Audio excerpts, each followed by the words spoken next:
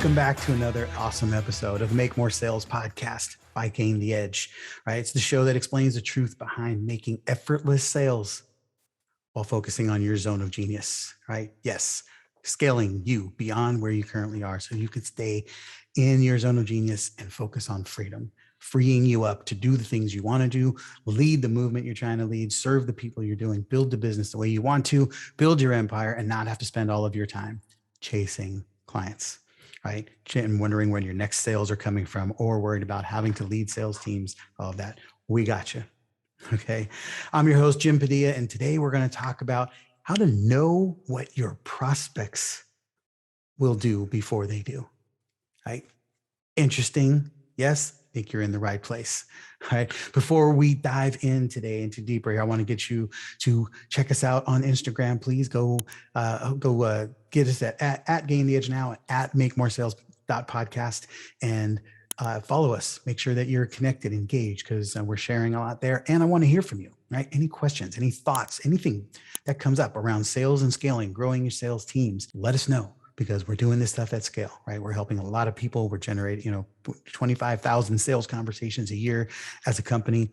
There's nothing that we don't see that comes up in the sales game. So we got metrics and data and all kinds of information that says all of the stuff that we're doing that is of huge benefit to you. That is what we're sharing. We are literally sharing the two sources of information that we're bringing to be able to share content and data and strategies and insights with you are from what happens directly in our campaigns with our clients. So it's right from the front lines and relevant, and or from you. When you say, hey, I need help with this, I'm challenged in this way. Here's something I haven't been able to get around or figure out how to get over, or here's something some other people are saying. What do you think about this, right? We are here to help, right? And we want to make sure that we can keep you steered in the right direction so you can hit that mountaintop with the greatest amount of ease, least amount of stumbling, and get you making twice as much with half the effort instead of working twice as hard for half as much, which is what most people are doing, okay? So stick around to the end. I'm going to share with you a bonus and some awesome opportunities as well. And make sure you go to the show notes and check us out. Please rate, share, rate and review and subscribe and share this if you get any value out of it, right? So we're here to help. We're ready to dive in and make some magic happen. So how do you know what your prospects will do before they do? Is it because you're magic? Is it because we're psychic? Is it because we can read their mind? Or is it because we're extremely prepared, right? We know exactly who we serve. We know where they are. We know how to find them. We know deep level things about them. So we know that when they turn left, here's the things that happen. When they turn right, here's the things that happen. And how does that happen, right? How do you make that go? It takes work. It takes preparation. It takes some serious commitment to wanting to solve a very specific problem for a very specific person and understanding everything that happens in that journey. I was recently listening to an interview with Eli and Peyton Manning. Now, you don't have to be a sports fan to be able to follow this, but they're both Hall of Fame football quarterbacks who came from the lineage of a Hall of Fame football quarterback father. And they were unpacking some really interesting things. And one of the things that Eli Manning, younger brother of Peyton Manning, was sharing is that when he was on his journey of 17 years for the New York Football Giants and two Super Bowls, he worked with Tom Coughlin. And Tom Coughlin was he was known for being a really stern, tough, rough and tumble coach. And when Eli was a rookie, he had him map out every week, because he was a rookie. He wasn't the starter. He was backing up or playing limited minutes, but he had him in preparation. He had him map out. And again, you don't have to understand football. He had him map out their coverages and sets for all the blitz packages for the team that they were playing. And so he would have to go through, okay, here's the blitz packages that the Philadelphia Eagles have, which means, this is how they attack the quarterback. And here's all of our sets. How will all of our sets, all the different ways our sets could offset those blitz packages, which meant he had to study. He had to know the defense. He had to know the team, the coaches, the scheme. He had to know every player that was on the field on the opposite side of the field, in addition to knowing everybody on his side of the field, right?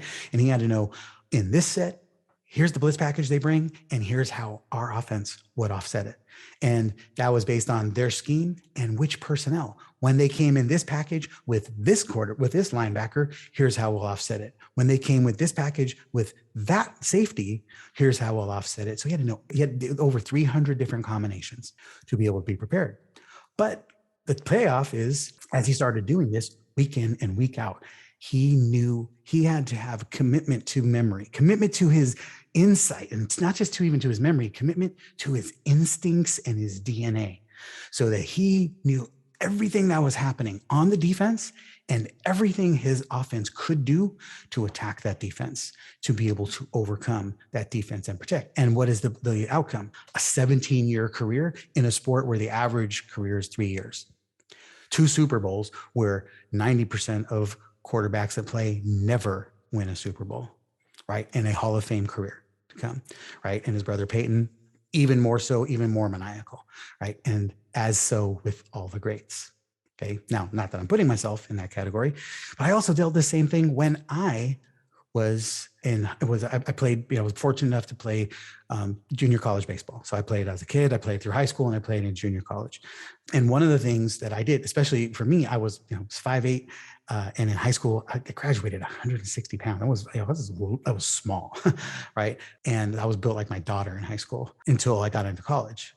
Then I finally started hitting the weight room. But I was small and quick. And my football coach, who was also our baseball coach, didn't want me in the weight room. He always kept me out of the weight room because he wanted me small and quick. He wanted me. I was one of the best base stealers in the county, in the whole region. He wanted me small and fast. He didn't want anything that was going to slow me down. He didn't want me to bulk up stuff. So I was always at that level. So I had to overcome. I had to compete with guys who were 6'2" and 220, and I had to look as good as them. More actually, I had to look better than them, because I was competing with these same guys in order to be able to get recruited by college coaches, et cetera. So anyway, the things that gave me the advantage over these guys is I studied everything. And one of the things that our coach had us do was read base situations, on base situations, right? Because it's one thing to get up to bat and then, pitcher throws the ball and you hit a ball. You still want plan and strategy. You want to know their trends. What are the things they do? What's their go-to pitch? And when that go-to pitch comes, what's your likelihood of staying on top of it or hitting it to right field versus left field, things like that.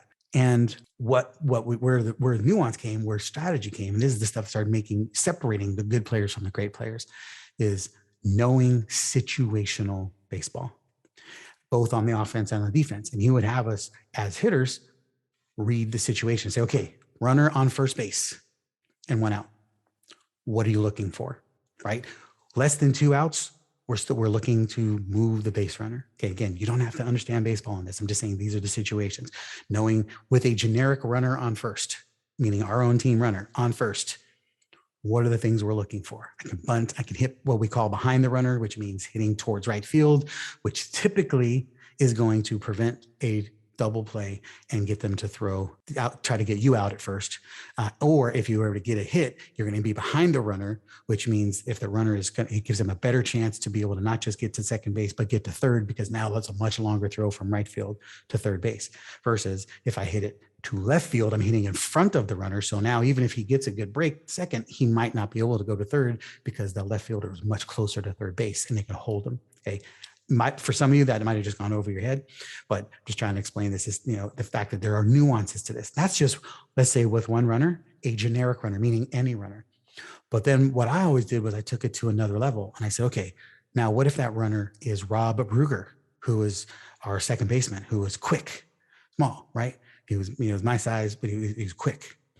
Versus what if that runner was Todd Boone, which was one of our quarterbacks on our football team, and he was big first baseman, not super quick, right? Two different situations. So anytime, if it was Rob Ruger, I could hit it anywhere. I could pull it because he's fast like me, and he could get around, and he would, as long as he got a good break, I know he could get to third. So I had more freedom to be able to go wherever I needed to go. If Todd Boone was on first base, then I knew for sure I needed to hit behind him. That way, the only chance he had to get to third base was if I had to make a long throw, if I forced the defense to make a long throw from right field. Okay. Again, probably for most of you more than you want to know about baseball. But the point is, I went to this painstaking level of preparation. I map it out on whiteboard. Who what situation, what scenario. And then I would mix in what happened if the pitcher was going to throw. What if there was a different pitcher? What if I have a breaking ball pitcher, means they throw slower because most of their curve balls, and because they're not going on a straight line, they take longer to get there, right? And versus somebody who's fastballs, right? So you got somebody throwing 90 miles an hour, 89 miles an hour straight. That ball's getting there in a second. That ball, if you're throwing breaking balls, ball's getting there in just under 2 seconds, right? So a little transfer time, which meant I had more time to read it, which meant I could do more with it. And so sometimes if it was vital, again, don't worry about this, is not a baseball conversation. This is a preparation conversation. So I knew that if I had Rob Brugger, or if I had slow Todd Boone at first base, and I had a fastball pitcher, I didn't have as much time to get around on it and pull it. So I needed to make sure I could hit it behind him. And if I was a good fastball hitter, but to increase my odds, what if I wanted to make sure vitally important that we got him to second base, more important than if I got on. So I could lay down the bunt behind him, and then I would sacrifice myself and he gets to second base. The other thing I knew, like, again, just one last thought and we're going to move on from this, but let me show you how this pertains to business for you, especially to sales.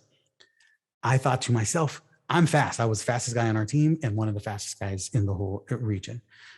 But if Todd Boone was running in front of me, my speed was negated. So it didn't matter how fast I was. Therefore, if I had to sacrifice myself, it was okay because I wasn't a big deal. But if there was Rob Brugger in front of me, I know I could sprint and he was going to sprint and I wouldn't catch him. He wouldn't slow me down, which meant I had more freedom. So I was more aggressive to get into a place where that I needed to be on base. Are making sense? Okay. All I'm trying to say is, first of all, you probably just learned more about preparation for hitting and situational hitting in baseball than you ever learned in your life, and blitz packages and coverages. But here's the key.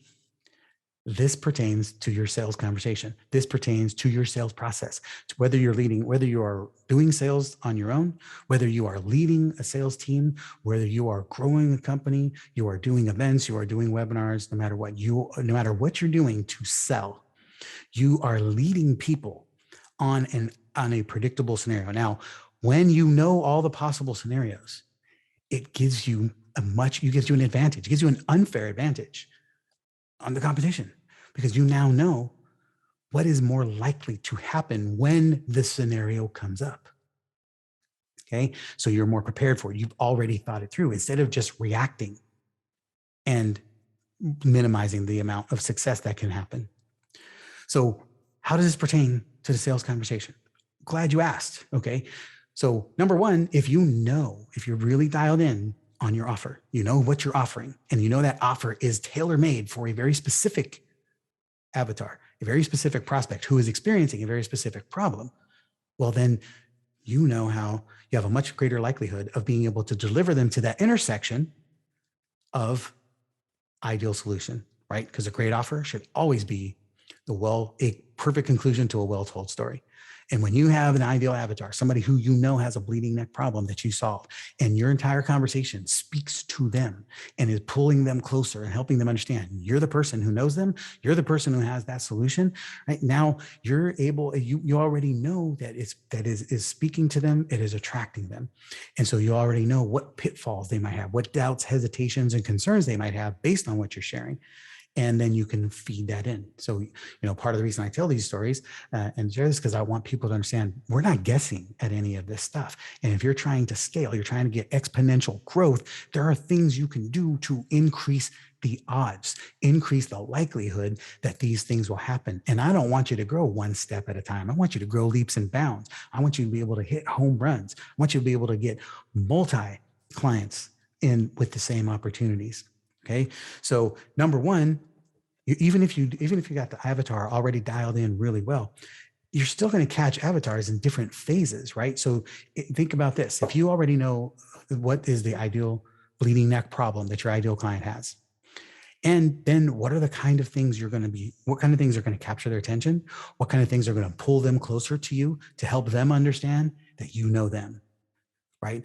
And that then when you get into conversations or in a webinar or in a live event, wherever you're getting in front of them, how else can they be parsed? because no matter how well you have your avatar dialed in, there's still nuances that are going to be underneath that umbrella that can consistently be split off. But let's say you're dealing with the avatar that you truly understand. Like we're with us, we're looking, we work with, people that are six figures or striving or very close to it, who have a commitment to wanting to grow beyond it. They want to be best in class. They want to be the expert. They want to be known as the go-to expert. Tired of the frustrations of other people who've been doing it less time, who are making more success, have more visibility, or they're getting visibility. They don't know how to capitalize on it, right? They know they want to be a seven figure. They want to be an exponential entrepreneur. They just don't know the steps and the strategies in order to get there. And it leaves them with a lot of the lack of fulfillment, frustration, right? They're sold out and they're committed.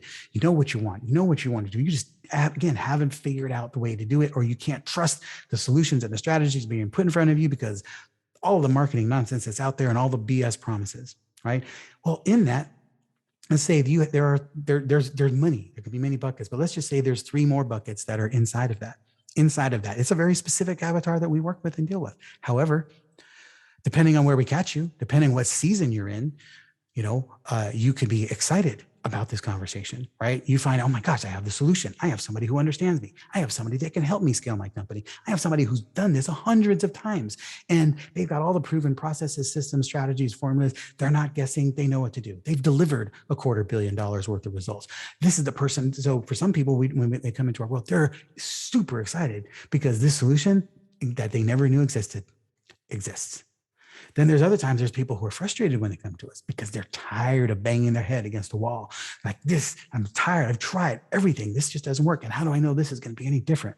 Right? So you have to, again, embrace this person differently. You have to share with them. You have to show them. You want to make sure you can speak to them, right? You're frustrated. I get it. Here's how you can trust us. Here's why you can trust us, because we've helped hundreds of people. We've helped, Jackie Simmons be able to put on an event with 9 people in it that delivered a 5-figure outcome, right? That, got her, $20,000 payday. Who would like a $20,000 payday in an event, right? Or to help Sachin Patel generate $1.2 million, right? Over the course of over 30 days with an event that we jumped into 30 days beforehand, right? Or people who don't have proven systems, processes, and strategies, and we start helping them get consistent sales results, consistent qualified booked appointments that lead to predictable income, right? And predictable outcomes, right? So we help them, we show them, we help them. Here's how we're going to eliminate your frustration. We're going to take all the guesswork out. We're going to make sure this is doable by you, for you, right? Then we also have people who are fearful. Like, if I don't solve this, I don't know what to do. I'm going to go back to a job, except I know I can't. I just don't know what the heck to do. I've tried everything, and I'm starting to wonder if I can ever do this. I'm starting to be afraid that this isn't going to work for me. I know I'll make it work. I just don't want it to take another 10 years, right? I have a solution that I need to put in front of people. I know I'm great at what I do. You are great at what you do, and you deserve to be paid well for it, right?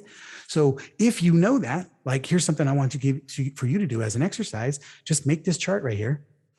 And you can use these 3 words or any 3 that you want to fill in, but what kind of different emotions and states are you going to find your people in, or do you consistently find them in? And what kind of things are they doing if they're fearful? What kind of things are they doing if they're frustrated? What kind of words are they saying if they're excited? Sorry, over here, wrong column. And how do you talk to them? You can't talk to them all the same, right? And if you're doing a webinar, right, you want to be able to address the people that the most likely, there's probably people that come to you in 20 different states. However, and I mean states of the union, I mean, emotional states. And you want to be able to speak to the most common ones, right? So in your webinars, in your sales conversation, from stage, in your podcasts, right? Speak to the person who's frustrated and tell them, there's no more, you don't need to be frustrated. I understand. I tried everything and I turned over every rock and I got tired. I did everything literally in this business. We graduated from the School of Hard Knocks. We had no role model. We had no mentor. Nobody was doing this before. At least nobody we found. So we didn't have a path to follow.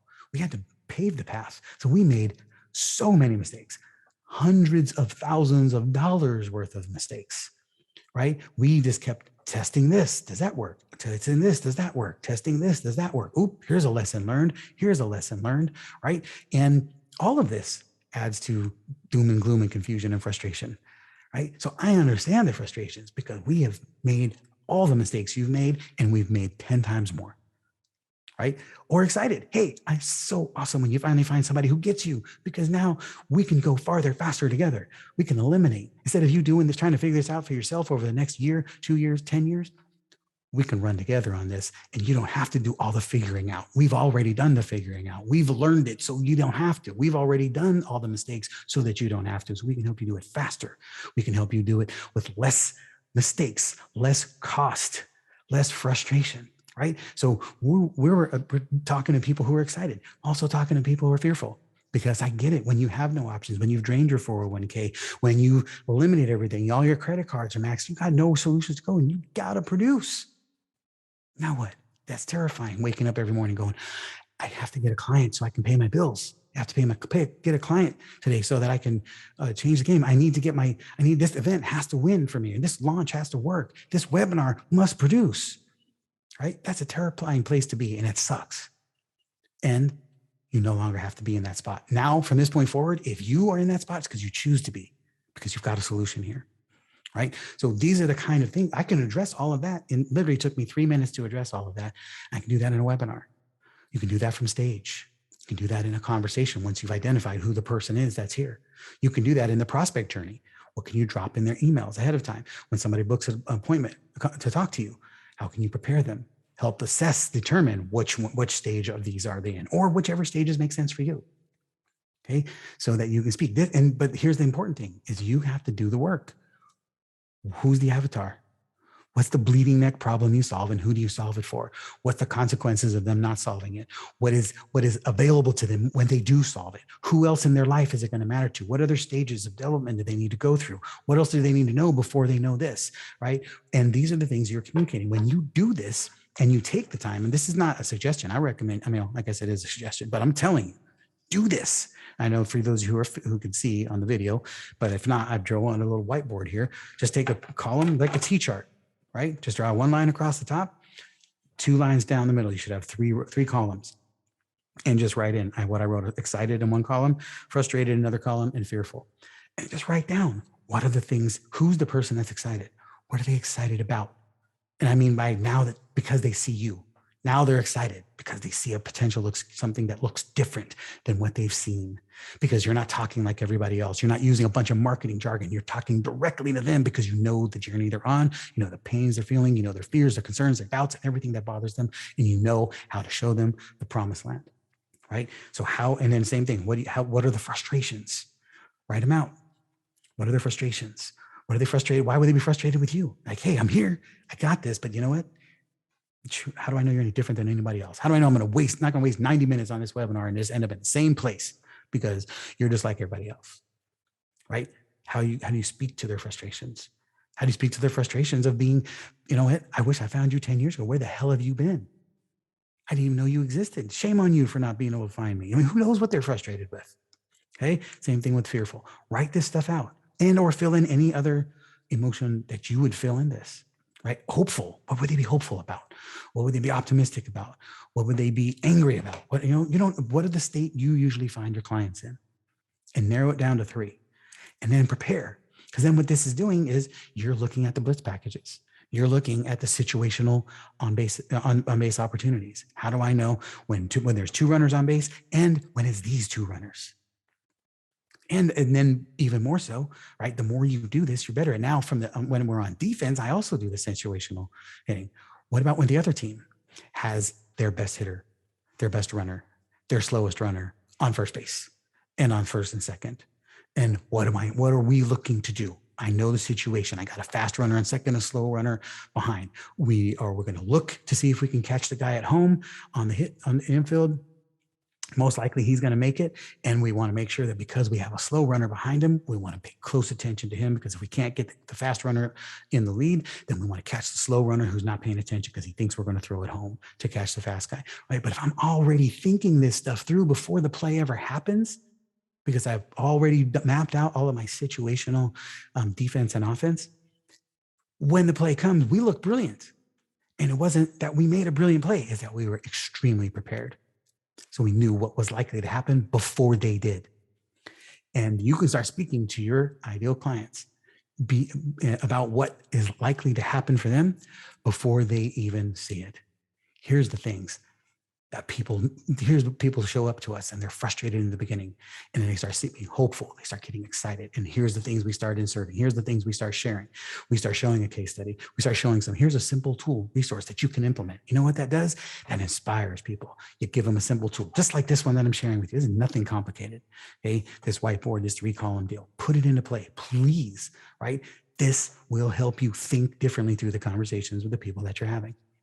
Okay. Simple tools that help you show, hey, we know how to have these dialogues. We know how to help you move, whether we're looking to help you as a salesperson, or whether you're thinking about, as I build a sales team and lead a sales team, these are the things that if you put this in place, this tool resource, you do this for everybody on your sales team, you will immediately see differences in their outcomes because they'll be more prepared. You'll be thinking through conversations differently before they actually happen. You know how to suss out and segment the people who come through the call, so you're not having the same exact conversation with everybody who comes through, because that just doesn't make sense. And unfortunately, that's what most of you do, right? Most of you do that. Make More Sales podcast sponsored by Gain the Edge. Right? Gain the Edge is a company that offers sales systems, strategies, processes, and teams to help you scale your company, step into your vision, start leading the people that you want to serve, and building your empire, and not have to worry about chasing sales, hiring salespeople, managing, training, developing them, optimizing them, and everything that comes with it. Right? We want to set you up for freedom, success. You can focus on your zone of genius. We are always helping people fine tune and focus their sales systems and strategies, and build events and fine tune offers. We have regular trainings and workshops that happen every month that we'd love for you to be a part of. Make sure you go to the show notes and find the next workshop that's coming up, sign up for it for a great deal. And if it's not available at the moment, coming up, sign up get on the waiting list. So you'll be the first person in the know to be able to get that taken care of. So as soon as the next one's coming up, you will be alerted and be able to join us. Thank you as always for coming our direction, and let us help you scale and start making some money the way as you intended. I hope this is resonating with you. I hope this is helpful to you. I try to give you as much visual as I could with the blitz packages, with the situational base running scenarios, and how you prepare, how this can help you. There's so many more things. So this is what we do for a living around here. We spend all of our time optimizing and preparing ahead of time so that we can think through everything that could happen, so that when it starts to happen, we win. And we start setting up the pathway so that those things are likely to happen. So then we know how will our prospects respond? How will they react? Right? So we already leading them to a place where we know they're going to be appreciative. We know they're going to be excited, or we know they're going to be fearful, right? We already know what's coming and how to lead them through it because we've prepared for that. And that's what I want you to be able to do. Where are your people coming from? Where are they going? What are the potholes along the way? What is the difference between the person who's excited versus frustrated versus fearful or hopeful, right? And how will you be embracing them and engaging them along the way? Okay. We have a resource for you that I wanted to offer you, and it's called our Leads Made Easy program, and that's in the show notes. Please take advantage of it. What it does, there is an exercise in here that's been literally one of our most powerful exercises, and I've been very surprised. There's a waterfall exercise in it, and I won't reveal it to you. I will let you go explore it for yourself. But really, what it does is it helps you, gives us such an incredible clearing and a difference between what stages of readiness, need, and desire your people are at when you find them and now you sell to them. Because you'd be amazed at how many times you have the right person that you're talking to, but you're talking to them about the wrong thing. We're talking about the right person with the right problem at the wrong time. Okay. And you'll see that. You'll find that inside the exercise. So please go do it. Take advantage of it. It's a game changer. We've had many clients who have taken that training and inserted it into their training because it makes so much sense. And it's something that most people have never thought about.